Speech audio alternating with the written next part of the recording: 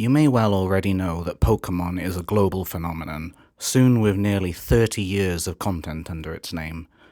What you may not know is that much of this content has sadly been lost to time, with much of this content making its debut before the rapid adoption of the internet as a household necessity, and with the added complication of much of this media being located solely in Japan. There exist considerable gaps in the pages of websites like Cerebi, Bulbapedia, and the Lost Media Wiki, just waiting to be filled with new and exciting finds. Now it falls to dedicated fans to track down, record, and in some cases even reconstruct as much of this media as possible before it is lost forever. A veritable gold rush that, after stumbling upon a small unassuming collection of items at an internet auction, I have now found myself a part of. With a map in hand to a potential treasure trove of undocumented Pokémon software that had little to no mention of it even across the Japanese web, I found the only way to actually quench my thirst for information on these titles was to physically get my hands on them. So today, and over the course of the coming videos, I invite you to join me as we explore a unique corner of Pokémon history that I can almost guarantee you've never seen before.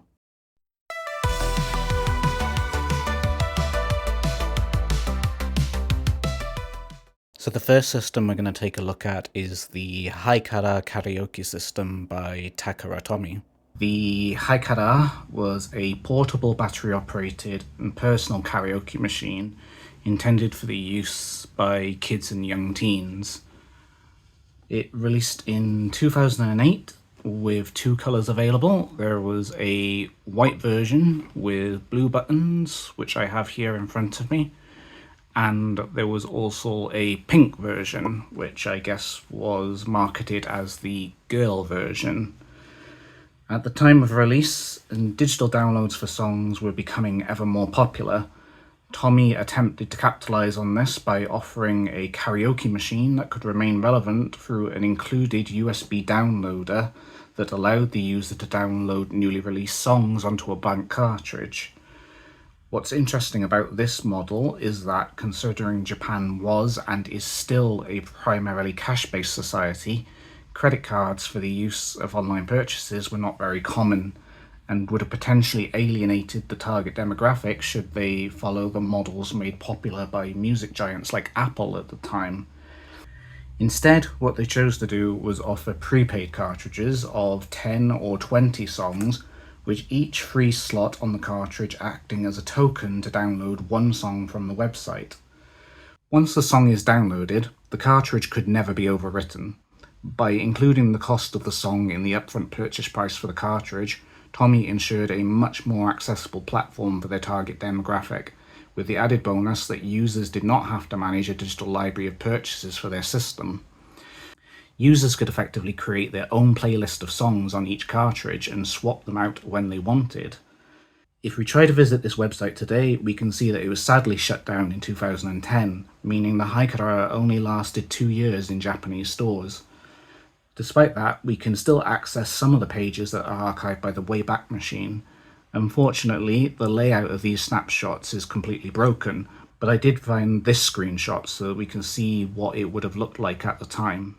Sadly, the snapshots don't give us any information on the game that we'll be exploring today, but it did show that it was regularly updated with a music chart list of all the most popular downloads at the time. The product information page also gives us some price points for the system as well as some official colour names. These colours were the Takara Pearl White and Pearl Pink, which released at a price of 10,500 yen.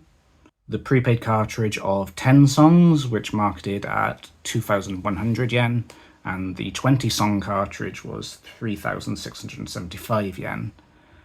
The Takara exclusive downloader sold for a price of 3,150 yen, and the Takara downloader pack, which includes the main unit and the USB downloader, sold for a price of 12,600 yen.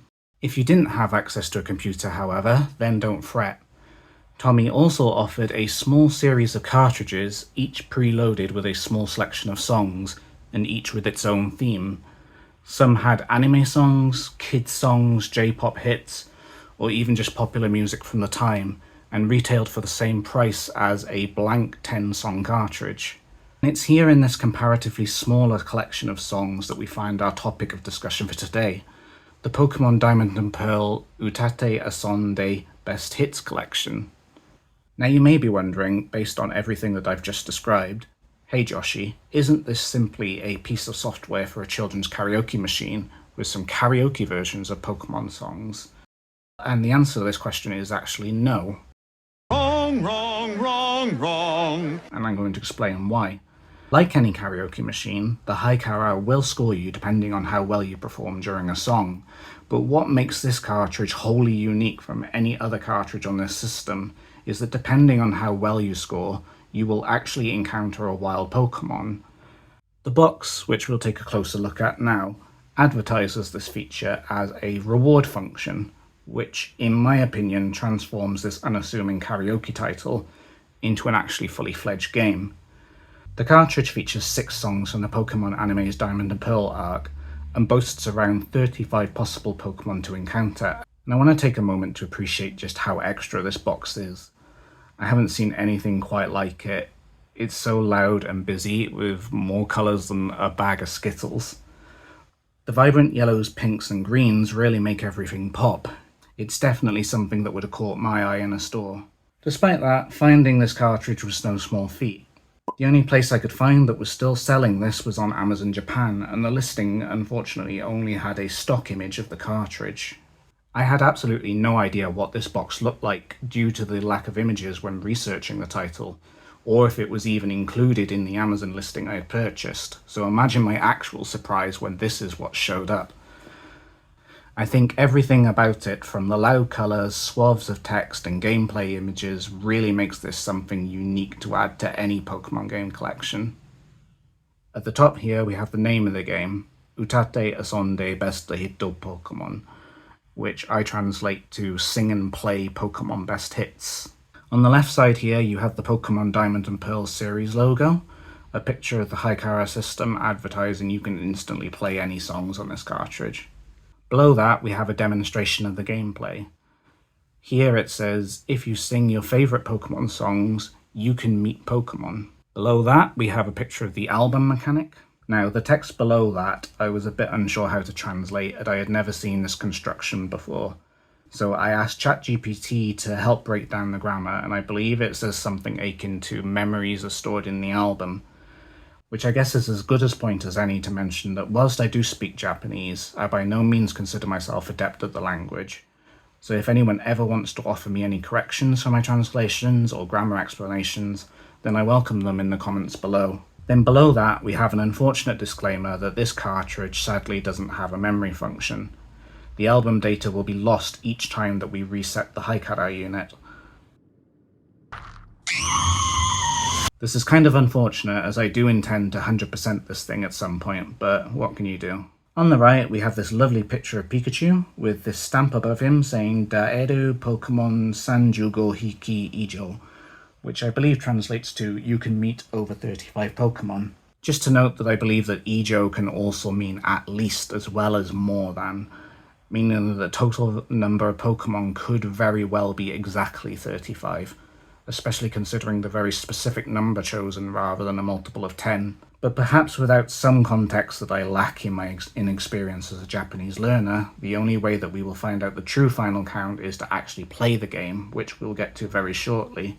Below Pikachu we have an introduction to the 6 songs that are available to us. High Touch, or High Five if we localise it, is the duet song between Satoshi and Hikari, the Japanese names for Ash and Dawn. Next we have Ashita wa Kito, which translates to Surely Tomorrow, sung by Kanako, and is the 3rd closing theme to the Diamond and Pearl anime. After that we have Together by Akiyoshi Fumi, which is the opening theme to the Pokemon Diamond and Pearl anime. Number 4 we have Kimi no Sobade, which in English is By Your Side, and this is Hikari's theme, sang by the artist Grin, and is the first closing theme to the Diamond and Pearl anime. Number 5 we have Kaze no Message, Message of the Wind, which is the second closing theme and sang by Mizu Hashimai. And lastly we have Mezase Pokemon Master, or Aim to be a Pokemon Master by Matsudo Rika, which funnily enough is the only song that's not from the Diamond and Pearl anime. It's actually the original Pokemon opening of the original series. Yes, that same opening that sings about looking for Pokemon up a girl's skirt. Then turning over to the back here, we have the largest choking hazard warning that I have ever seen. I mean, honestly, it's no wonder that nobody ever played this game when 90% of the box face is taken up by warnings like this. Then the last thing of importance we have at the top here, another quick overview of the reward function, and they actually call it a reward function here. Sing and meet Pokemon, reward function included. When you sing Pokemon songs, you can meet various Pokemon. So yeah, whenever anyone complains to you that newer Pokemon games break tradition by allowing you to capture Pokemon without weakening them first, you can point to this game that lets you do exactly that without all the violence. With all that covered, let's dive into the hardware and actually see what's inside. As I mentioned earlier, this kit comes with a downloader, which we won't need today, the main body, and a wired headset, so that you can listen back to the karaoke music with your voice overlaid and not annoy your neighbours. But suppose that you did want to annoy your neighbours, then boy do I have the accessories for you. Here we have the Takara party mic and AV cable, which transforms the handheld karaoke unit into a full-blown display-supported party machine.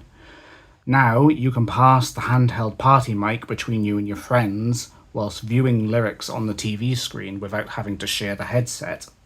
And it's just as well because upon opening this unit, the foam covers on the headset immediately started disintegrating in my hands. I don't know what these things are made of, but they're not going anywhere near my face. It's also a good thing that I have zero interest in preserving this console, because the collector in me would have just been absolutely furious upon seeing those headphones. Anyways, that aside, it's through the magic of this AV cable that I will be capturing the footage of this game for your enjoyment today. Add to that another accessory, the Takara AC adapter, and we're all set to keep this thing permanently powered on whilst we hunt to complete our song decks.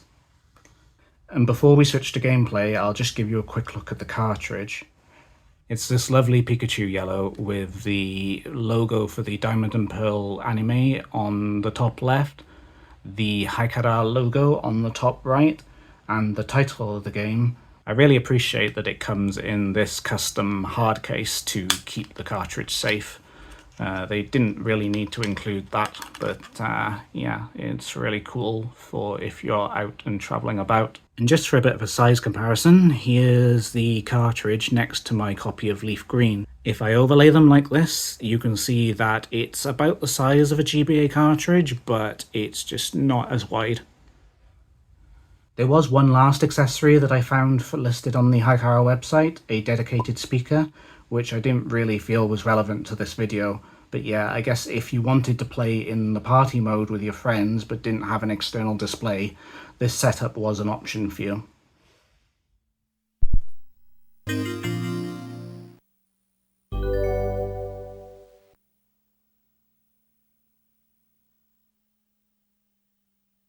So here we are on the main menu for the game.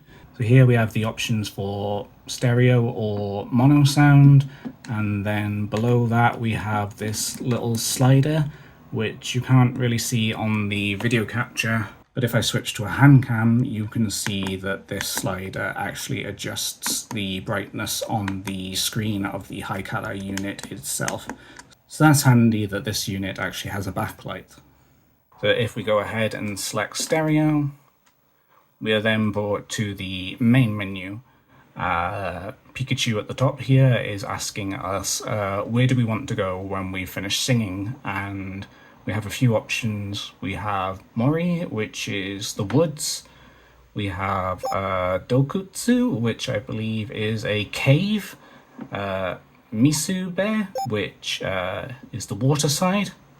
And then down the bottom here we have the album.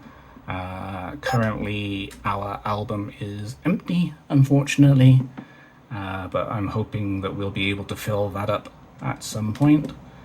I'm currently operating this using the buttons on the top of the Takara unit itself. Unfortunately, the mic doesn't have any buttons attached to it.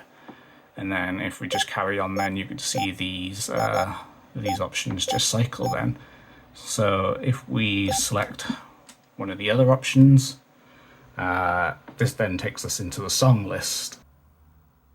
If we go back and select a different option, we can see that that also takes us into a song list. The songs that are available aren't really dependent on the location we choose. I think that they must just split up the amount of Pokemon that you can catch between the 3 different areas that are available.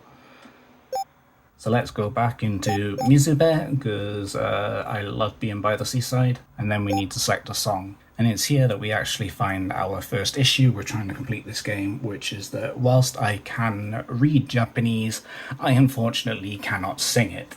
And this machine will be 100% a testament to that when it tries to score me. If we select Hitachi for now, we can see that yes, this is very much indeed a karaoke machine. The lyrics will begin appearing on screen any minute now. There they are, and yeah, it'll guide you through the song with the score on the top. There is some saving grace in that I can actually change the tempo of the song, so that actually might help me in getting a larger score somehow, using the buttons on the top. There's also a volume button, so I can actually turn down or turn up the volume of the song if I wish. There's also an effects button, which I'm not quite sure what that does. I believe that's an effect on the microphone as it's playing. If we actually cancel out, we can see a score menu here, so we get scored out of 100. It tells us Gambare, so this is keep trying, keep going. If we press enter to exit that, we'll be taken back to the main menu. And it's here that actually our first surprise awaits us, in that there is a new option. The Mizube option has been replaced by Sogen, which I believe is a meadow or grassland. So that makes there's actually 4 options for us to play with. So I don't know what to do next with regards to this. I think my best option might be to try plugging in a AUX cable into the microphone slot to see if I can play an actual recording of somebody singing the song into the unit itself, or just try play one of the easier songs on very slow tempo to see if I can get a decent score. 20 minutes later.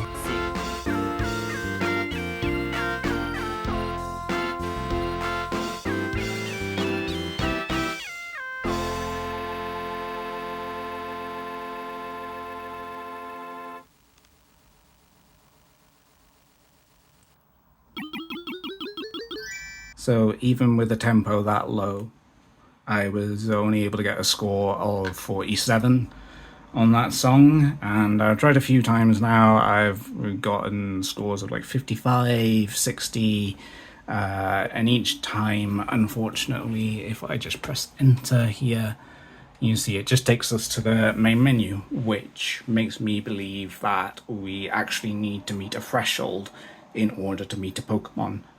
So I think the next step is to either just keep trying or to possibly cheat by plugging in a device that plays the original song and see if it will actually score the original composition, or maybe I could do some sort of event where I allow people to come in on Discord calls and sing the song for me. I don't quite know what the solution is yet.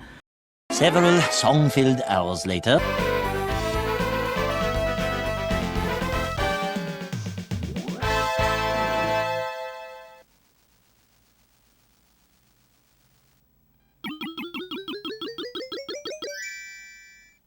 Would you look at that? I actually managed to get a score of 72, so I wonder if this is actually enough to encounter a Pokemon. Let's see.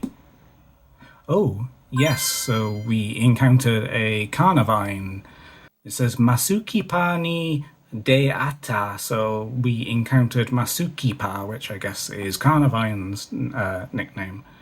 So if you're wondering how I managed to pull this off, then I found a interesting video by a Filipino gentleman who detailed how these types of karaoke machines work, and he just basically made a lot of noise into the microphone.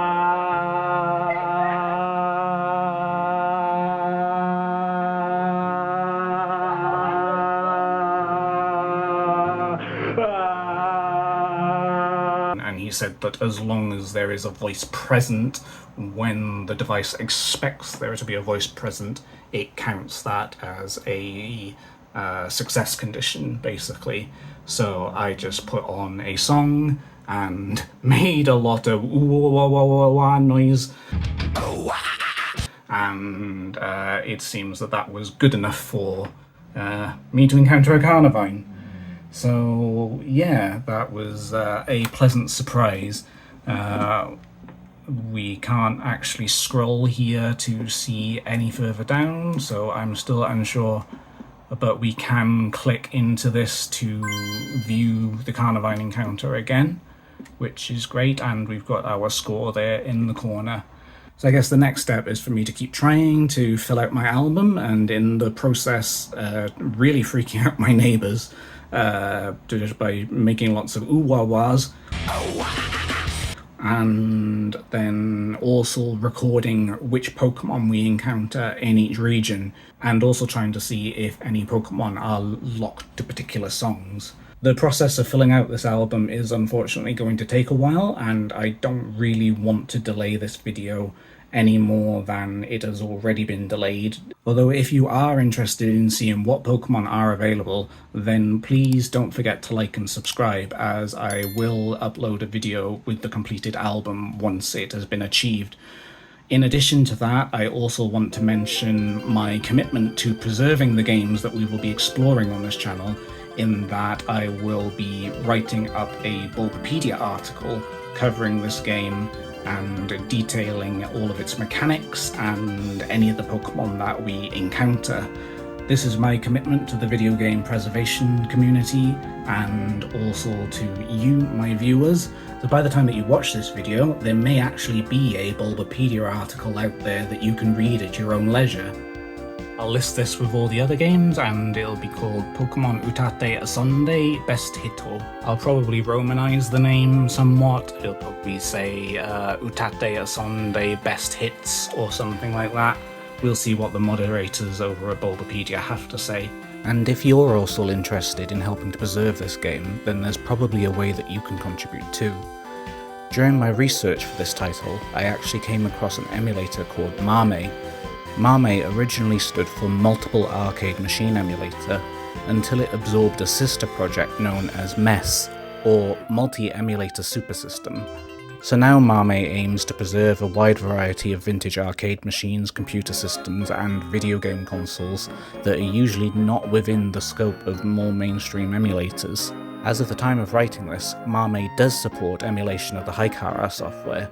However, it is incomplete as it currently lacks microphone input. As well, emulation of the Zavix sound chip is not completely accurate. If you have experience with MIDI instruments or emulation software, I'm sure there's probably a way that you can contact the team to contribute your skills to help getting this up and running, although sourcing a ROM of the game may be a bit tricky. I do have this heavily sun-bleached copy of the game that I would be willing to donate for such preservation purposes if need be, but obviously I am reluctant to upload the ROM myself due to copyright concerns. If for any reason you're also wondering why I took the time to talk about the history of the console instead of diving straight into the game, whilst I'm pretty sure everyone will have their own conclusions, I wanted to present the context in order to paint a possible picture for why I believe this title has become so obscure. The more I researched the Takara, the more I felt it completely wild that this game even existed. Here you had a personal karaoke machine marketed as the future of karaoke, with a primarily online distribution platform for its music, with a small handful of pre-filled cartridges being made, one of which was even an anime opening hits cartridge, and instead of just making a Pokemon themed song cartridge, they actually decided to make a game. and the only game under the Utatte Asonde title at that. And whilst I'm sure there's a huge overlap with the amount of Japanese people who love karaoke and love Pokémon, with both being deeply ingrained in Japanese culture, there seems to have been next to no marketing or awareness of this game that I'm able to find. Add to that, if my conversion of the entry price points for this system are accurate, then this was seemingly a very expensive ecosystem to invest in at the time for the sake of one Pokémon game. And considering the KARAOKE website would ultimately shut down a year later without further entries in the Sing and Play series, this was probably a testament to how small of a presence this system left on the world. Which in some ways is a shame, as it's clear from the initial marketing I've seen that Tomy actually had a lot of faith in this product. I even found images of demo units of a planned FM transmitter, stereo dock, and even a TV tuner to further expand the Hikara's capabilities that ultimately never made it to market. So instead, I'm left to wonder what other wacky games could have been made for this series had it been more successful. But yeah, I'm very excited to have explored this game. It looks like it would have been a lot of fun had this released in English. Unfortunately, my Japanese ability is just not there to get the full enjoyment out of this game. But comment down below, like, you know, what do you think of this game? Have you ever heard of this? Is this something that you would have enjoyed playing had it been localized to English? What songs would you have loved to have seen on this? Did you ever sing Pokemon songs when you were a kid? I can imagine if we had the English anime opening down here, I would have rocked the hell out of that song. But unfortunately, here we are. So you might be wondering what else is there to cover on this channel, other than the completed album for this game. Well, I actually have a few more lost games that we will be exploring over the coming months. You know, I'm actually quite shocked to find myself in a situation where I have actually found so many lost Pokemon games for us to explore. So if you want to see what else I have found, then be sure to subscribe and turn on notifications. That way you won't miss any updates when they come out, and you'll be the first to hear about any other lost Pokemon games that I have found. And lastly, I just want to say thank you to everybody that's encouraged me for this journey. I wouldn't have been able to do it without any of you. And I especially want to thank anybody who's viewing this for putting up with me as I ramble on about Pokemon games. This is my first time doing anything like this, so I welcome any feedback, and please let me know how you found the video. Was it engaging? Is there anything I could have done differently? I'm not expecting this to blow up massively. I just am a guy who loves Pokemon, and I found a very obscure and rare thing that I want to share with the world.